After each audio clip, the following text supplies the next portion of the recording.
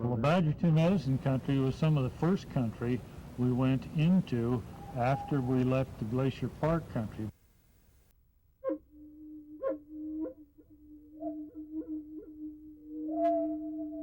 The Two Medicine area, or what we call Badger Canyon, is an area that's been used for thousands of years by the Blackfeet people to gather information in terms of herbal remedies, knowledge on just spiritual helpers in that area. Is basically an area that's still used even today. In the 1990s, there's still people going up in this area to do vision quests, fasting. It's a very active area. Well, the front has aptly been called the Serengeti of North America in terms of its abundance and diversity of wildlife. I really think it's a fantastic area. It really is unique in that we don't get as many people in it. So when you go in there, a lot of times you don't see a lot of other people. So that makes it pretty unique. Scenery-wise, it's fantastic. There aren't too many places that can touch it. It really is a beautiful place. The mountains there are pretty stunning. The drainages are amazing. The wildlife that we have in there is pretty fantastic. It really is a neat area. It's one of my favorite areas on the whole district. If you've been into the Badger Two Medicine area, you can see how pure it is and how untouched it is. The Blackfeet people have been in that area for thousands and thousands of years, but if you went in there, you couldn't tell they'd been there. So that right there should indicate how precious of an area it was to just the Blackfeet. And then that also just realizes how precious of an area it is to the rest of the world as well. It not only is significant to the Blackfeet tribe, but just to the rest of the world. It offers something to everybody.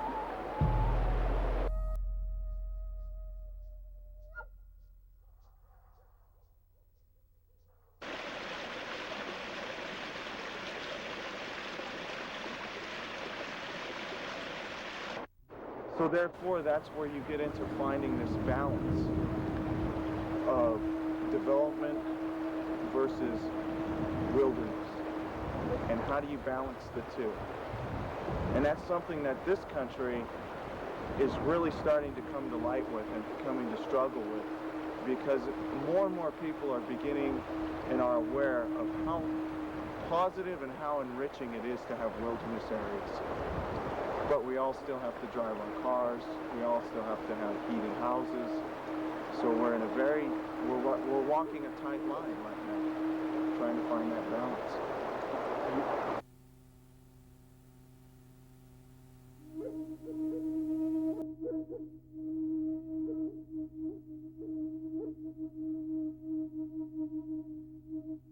The Badger Two Medicine is roughly 130,000 acres of national forest land in what's called the Ceded Strip, the land between the Continental Divide and what is presently the Blackfeet Indian Reservation. It's east of the Continental Divide. It drains the Two Medicine River to the north and Badger Creek to the south and off to the east into the plains. It's predominantly roadless and wild, has some of the highest and most rugged mountains along the Rocky Mountain front. It's immediately south of Glacier, and it's a connecting link of wildlife habitat between the Bob Marshall and the Great Bear Wildernesses to the south and Glacier National Park to the north. The Badger Two Med is an area on the north end of the district. It's managed by the Forest Service. It's multiple use land. It doesn't really have any special designations. It's been proposed as wilderness, I think, a couple of times. I'm not sure how many, but it's still under multiple use management, so we allow motorized travel up there, horse, on foot. We don't have any major roads going into the area. We do get four-wheeler use and we do get motorcycle use. It's had some timber harvest in the past, but it's not currently under any major timber programs. We don't have any proposed. It's mainly used as a recreation area by forest visitors. We do have a couple of grazing allotments in the area, and it is grazed by cattle. As far as plant life, there's lodgepole pine up in there, extensive stands of lodgepole pine, also spruce and fir. Majority of it's forested. There are a lot of areas or some areas that are open grasslands. A lot of those are getting smaller and smaller with fire suppression that we've had over the past century with the arrival of white man. And the area also has a pretty good population of harlequin ducks. We find harlequin ducks nesting on the Two Medicine, the South Fork of the Two Medicine. We find harlequin ducks on North Badger and South Badger, and also Main Badger, when the two rivers come together. They're a pretty sensitive indicator of how wild an area is and what kind of disturbances you're getting. We actually have the largest native natural migratory elk herd. We also have maybe 10 to 15,000 mule deer. We've got either the largest or second largest herd of native Rocky Mountain bighorn sheep along the front, mountain goats that range generally along the Continental Divide. We've got the last place, perhaps the last place in North America, one of the last places certainly, where grizzly bears still come out on the prairie and spend part of their life cycle here. So we've got just an amazing abundance of wildlife: mountain lions, all the major fur-bearing species, wolverine, bobcat, fisher, lynx, Canada lynx, considered possibly as an addition to the endangered species list, but still viable populations of lynx in the mountains very close to here. So it's phenomenal, and the reason that these wildlife are here is because we have a low human population with a minimum amount of development along the front. It's the only reason they're here. Otherwise, these species and these animals, these populations would have been displaced as they have in virtually every other part of the country.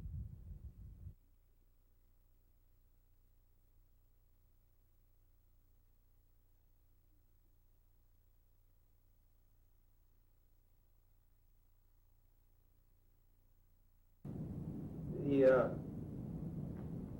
Badger Two Medicine has a very interesting background in that when the lands were purchased or ceded to the government, the document or the treaty under which that was done said that Blackfeet ceded all right, title, and interest to that land to the federal government, and in turn they were compensated.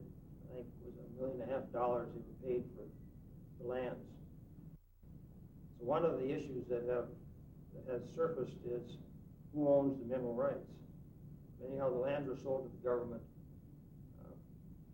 and as the Supreme Court has said, that all right, title, and interest of those lands rests with the government.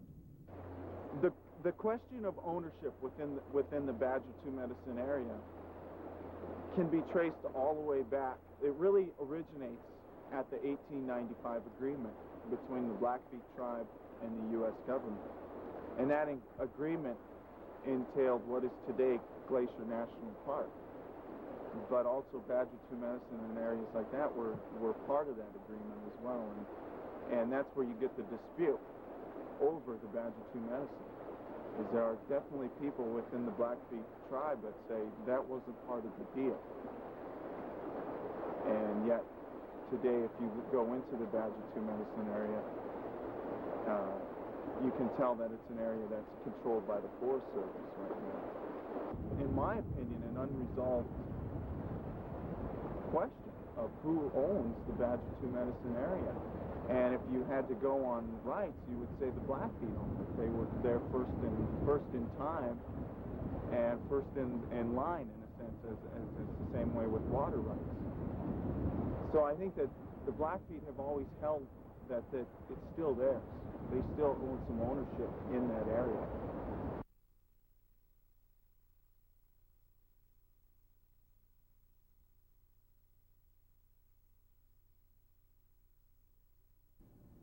And we're dealing here in Montana on the front with primarily a natural gas resource.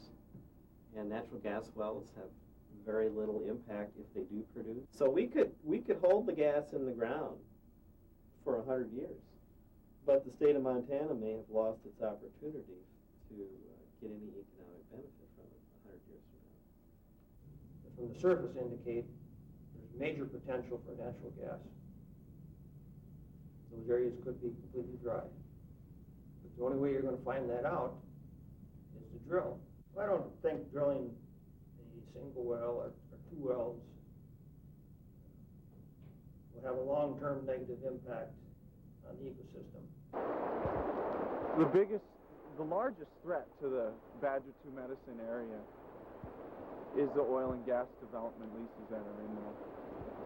And the simple reason is because that water that flows out of that area eventually flows into the Missouri River system, which eventually flows out into the rest of the United States.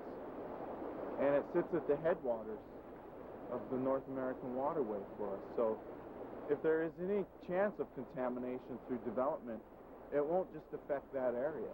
It will affect downstream users, agricultural users, farmers, ranchers, anyone that uses the water, commercial use, residential use, we will all be affected by it. Some people, even within the tribe, within the Blackfeet tribe, I mean, there's various opinions, and there are some that say, you know, those areas that are considered sacred, we can work around them. But the reality is the entire area is considered a sacred area by the Blackfeet. So you can't just simply pinpoint spots and say, oh, this area stay away from and this area don't. And so if you drill in any one area, it affects the entire area. Goat Mountain is a nice mountain right there in the forks of the Badger, swing around it, and then it creates the Badger River. And so here it is, sort of like the epicenter of the Badger 2 Medicine. And by gum, that's where these oil companies want to drill for oil. And like, it's almost a scheme that they would pick this location that's so much at the heart of the Badger 2 Med in order to drill for oil. And drilling for oil it's just like raping the land. I mean, it's really an invasion, and it's extremely destructive of the wildlife habitat and the land itself, and creates erosion with all their roads and pipelines and things. And so the fact that they've pinpointed Goat Mountain as the site is all too typical. And I really don't see where oil and gas gives economic gain, and I don't think that the price that you have to pay is worth what we're going to get out of it. And we have always been told from the research that we have been familiar with that there really is only about enough oil and gas on the Rocky Mountain front, which includes the Badger 2 Medicine, to take care of this country for about 2 weeks. And I don't think it's worth it to tear the whole country up for that.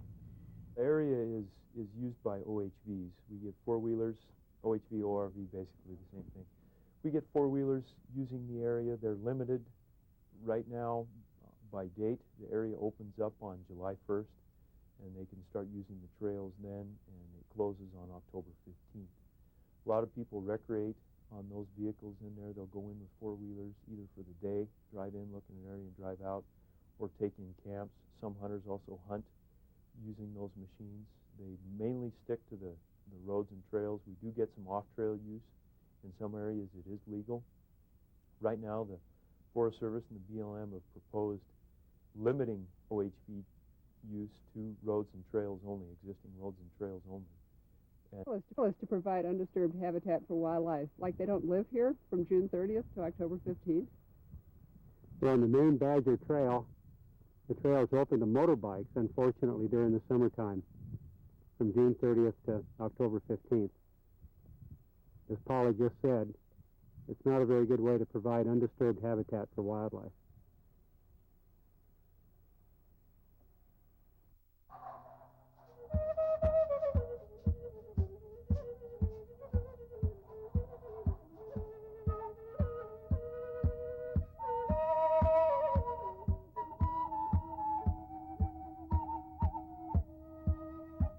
At some point, one of the two has to happen. You either just leave it alone or you develop it and you open it up for development. And the oil companies and the gas companies are not going to go away. That's the reality. They'll be here in 100 years still looking at areas like Badger 2 Medicine to develop. They have to. They have to continually be doing it. Badger 2 Medicine area is an area that should be protected, not only for its spiritual value, but for the fact that it's an area that is so beautiful that it's hard to describe in words. And it's an area that is unique in this country. And if we don't protect areas like Badger 2 Medicine, we'll all lose as a result of it, because we won't all have the chance to experience the Badger 2 Medicine. We all won't have those experiences. We'll read about them in books. We'll hear about them on videos, but you'll go in there and it won't be the same. You won't be able to look for as far as your eye can see and see nothing but trees and rolling hills in an untapped area.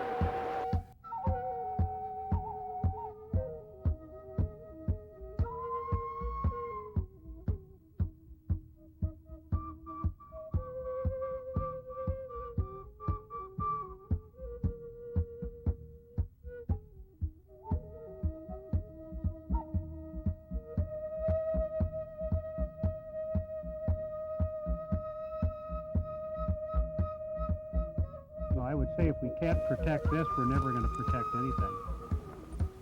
You know, if we can't, as a society, make a societal judgment that the front should remain forever wild and free, then we are truly an impoverished society, and I would say that there is very little hope for the future. But if we can take the optimistic view that I happen to share with Gene, that we can keep this country wild and free because we as a society are enlightened enough and humble enough to do that, then I think there's tremendous hope for the future, for all things, all living things.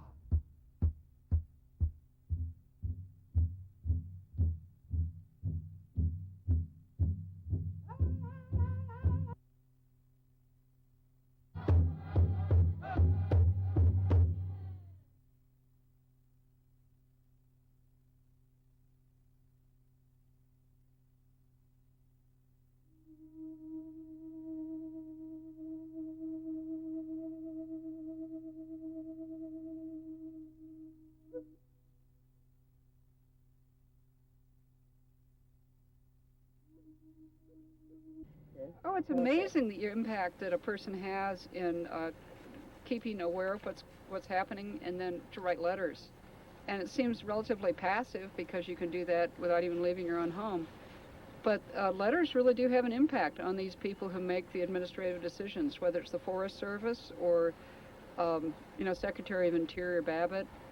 Writing letters is a great thing to do. I mean, if you don't feel like speaking out at hearings and other such gatherings. And writing letters to the editor. Here in Montana, newspapers seem to print nearly anything that they're sent.